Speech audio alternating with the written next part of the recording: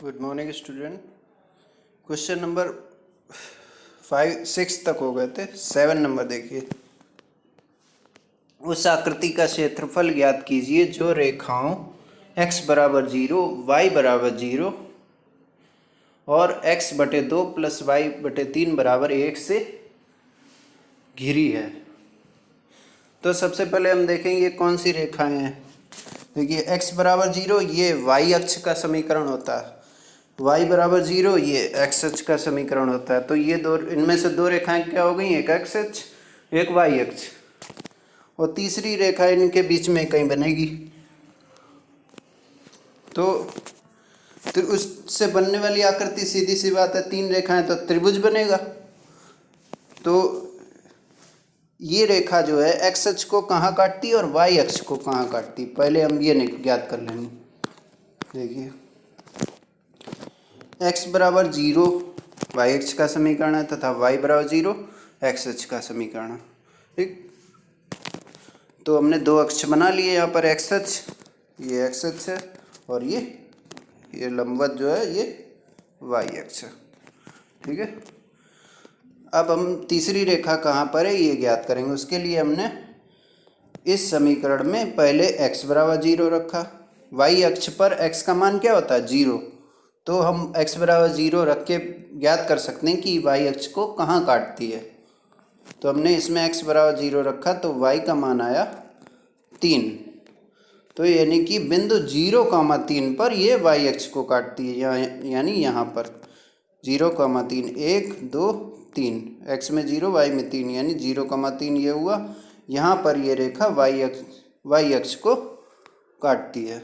इसी तरह से हमने इसी प्रकार इस समीकरण में y बराबर 0 रखा तो x का मान आया 2, यानी y बराबर 0 कहाँ होता है x अक्ष पर। तो बिंदु निकला 2,0, यानी कि बिंदु ये 2,0 पर ये x अक्ष को काटेगी। ठीक, तो इस रेखा के हमने दो बिंदु निकाल लिए, एक जहाँ पर ये x अक्ष को काटती है और एक जहाँ ये y अक्ष को काटती है। यहाँ पर ये x अक्ष को काट रही है, यहाँ y अक्ष को। अब ये दोनों बिंदु रेखा पर स्थित हैं तो इन दोनों को मिलाती हुई रेखा हमने खींच दी, तो तीसरी रेखा यही होगी। तो अब यहाँ पे जो तीन रेखाएं थी वो कौन सी हैं, x बराबर 0 यानी y अक्ष, y बराबर 0 यानी x अक्ष, और ये तीसरी रेखा का समीकरण ये। तो इन तीनों से घिरी आकृति क्या है, ये त्रिभुज OAB। तो इसी का क्षेत्रफल हमें ज्ञात करना है। देखिए a के निर्देशांक ज्ञात कर लिए हमने, b के भी, और ये O जो है ये मूल बिंदु है, इसके निर्देशांक होते हैं 0,0।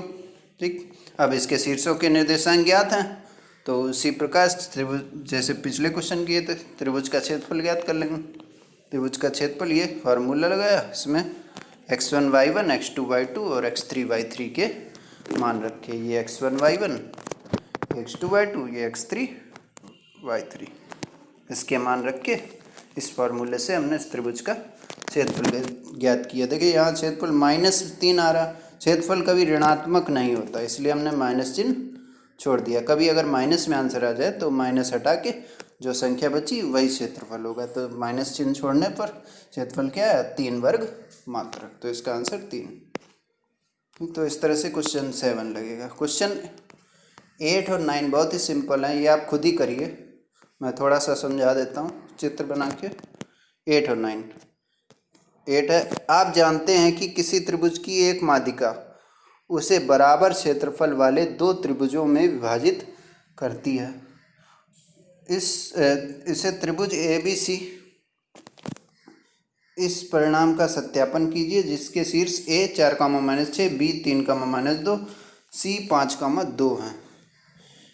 त्रिभुज की माध्यिका जो है उसे दो बराबर क्षेत्रफल वाले त्रिभुजों में बांटती है, ये सिद्ध करना है इस त्रिभुज के आधार पर, ये ABC। तो हमने एक त्रिभुज बनाया,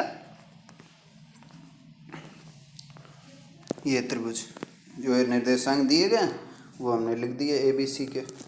ठीक, अब ये माध्यिका खींच ली। माध्यिका क्या होती है, सम्मुख भुजा पर ऐसी रेखा खींचना कि जो इस भुजा को दो बराबर भागों में बांटे। ठीक, इसका मतलब ये हुआ ये D जो है ये BC का मध्य बिंदु है। ठीक, तो हमें सिद्ध करना ये इन दोनों के क्षेत्रफल त्रिभुज ABD और ADC के क्षेत्रफल बराबर हैं, ये सिद्ध करना। तो उसके लिए हमें दोनों के क्षेत्रफल निकालने होंगे। तो सबसे पहले इसके निर्देशांक चाहिए, वो कैसे आप ज्ञात करेंगे?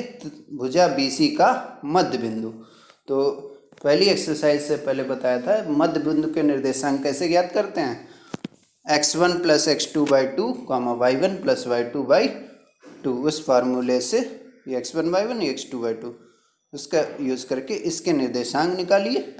फिर पहले इस त्रिभुज का क्षेत्रफल निकालिए, उसके बाद इस त्रिभुज का क्षेत्रफल निकालिए। फिर देखिएगा दोनों के क्षेत्रफल ही बराबर आएंगे। ठीक, यही आपको सिद्ध करना। ठीक, तो इसके निर्देशांक निकाल के दोनों के क्षेत्रफल निकालिए। क्वेश्चन नंबर 9 इससे ही थोड़ा मिलता जुलता है, थोड़ा सा बड़ा है इससे, सिंपल ये भी है। शीर्षों इतने इतने इतने वाले त्रिभुज की भुजाओं के मध्य बिंदुओं को से बनने वाले त्रिभुज का क्षेत्रफल ज्ञात कीजिए। इस क्षेत्रफल का दिए हुए त्रिभुज के क्षेत्रफल के साथ अनुपात ज्ञात कीजिए। तो एक त्रिभुज है जिसके शीर्षों के निर्देशांक दिए गए। तो कोई इस तरह से मान लिया हमने, इसके शीर्ष ABC निर्देशांक जो दिए वो लिख दिए। इसकी भुजाओं के मध्य बिंदुओं, ये मध्य बिंदु मान लिए PQ और R, इनसे बनने वाले त्रिभुज का क्षेत्रफल निकालना है, यानी PQR, इस त्रिभुज का क्षेत्रफल हमें ज्ञात करना है। ठीक, तो कैसे ज्ञात करेंगे? सबसे पहले P और Q और R के निर्देशांक ज्ञात करेंगे। कैसे? पहले BC के मध्य बिंदु के निर्देशांक, मध्य बिंदु वाला सूत्र लगाएंगे, ये x1 y1 ये x2 y2। फिर Q के निर्देशांक, AC का मध्य बिंदु, x1 y1 ये x2 y2। ठीक, तो मध्य बिंदु के सूत्र से भुजा BC का मध्य बिंदु, AC का मध्य बिंदु और AB का मध्य बिंदु, तीनों के मध्य बिंदु के निर्देशांक ही होंगे PQR के निर्देशांक। जब निर्देशांक निकल आएंगे तो त्रिभुज PQR का क्षेत्रफल भी क्षेत्रफल वाले फार्मूले से निकल आएगा। फिर उसके बाद ABC का भी क्षेत्रफल निकालेंगे। इन तीनों शीर्षों के निर्देशांक के आधार पर ABC का भी निकालेंगे और दोनों क्षेत्रफलों का अनुपात ज्ञात करेंगे, यानी क्षेत्रफल PQR और क्षेत्रफल ABC का अनुपात ज्ञात करें। दोनों क्षेत्रफल निकाल के अनुपात भी निकल आएगा। तो ये सिंपल है, थोड़ा सा बड़ा होगा लेकिन दोनों ही क्वेश्चन एकदम सिंपल है। दोनों क्वेश्चन लगाइए। ठीक, इनके सोल्यूशन मैं कल भेजता हूँ, ये पहले आप अपने आप लगाइए। आगे क्वेश्चन नेक्स्ट वीडियो में देखते हैं। Thank you.